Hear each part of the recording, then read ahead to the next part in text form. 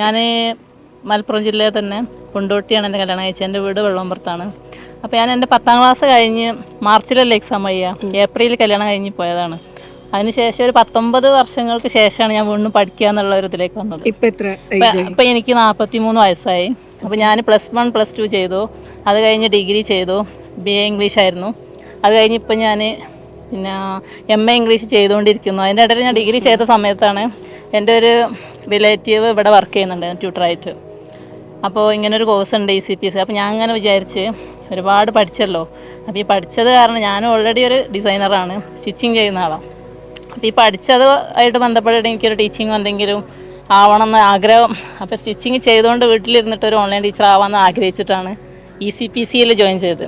അപ്പോൾ ഈ ഒരു പ്രായത്തിൽ ഇതൊക്കെ നേടാൻ പറ്റും, നമുക്ക് സാധിക്കും എന്നുള്ളത് ഞാൻ തെളിയിച്ച ഒരാളാണ്. അതുകൊണ്ട് അതൊക്കെ എല്ലാവർക്കും പറ്റും.